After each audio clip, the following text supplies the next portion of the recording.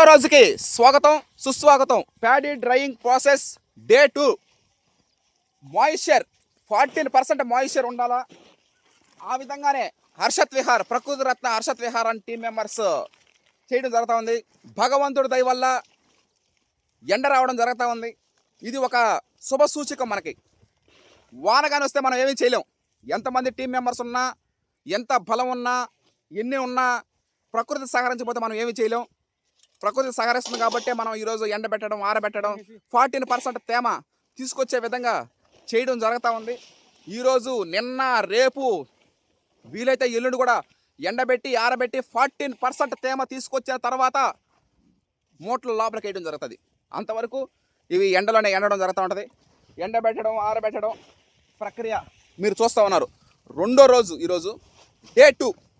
Okay, thank you. అందరికీ నమస్కారం. ఈరోజు మనం విత్తనాలు ఎండబెట్టే కార్యక్రమంలోకి వచ్చేసాము. నిన్న ఒక రోజు ఎండబెట్టాము, ఈరోజు రెండో రోజు జరుగుతూ ఉంది.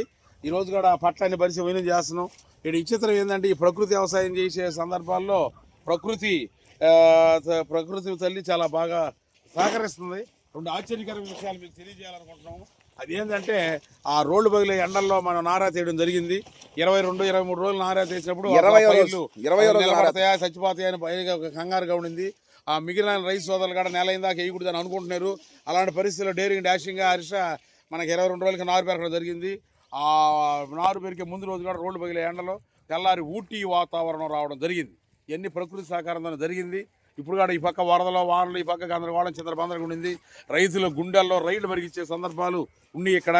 అందులోకే ఇప్పుడు విత్తనాలు ఆరిపోయాలందరికీ ఆ ముందు రోజుకి మసుగ్గా ఉండే వాతావరణం, ఆ విత్తనాలు ఆరిపోసిన వెంటనే అవి మళ్ళీ మామూలుగా ఎండగాసి అదిగో ఆ సూర్యుడు కూడా రైతు కెమెరాది చాలా అద్భుతంగా ఉంది. అందువల్ల విత్తనాలు కూడా మనకి బాగా వచ్చినాయి.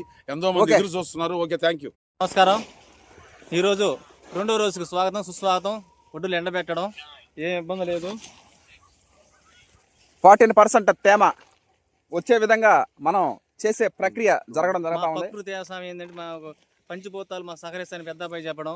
మొన్న నారా తీసేటప్పుడు బాగా ఎండలు కాస్తున్నాయి. నారాతో వేస్తే చచ్చిపోద్దా, లేదా నారా వేస్తే చచ్చిపోద్ది అని భయపడుతున్నాం.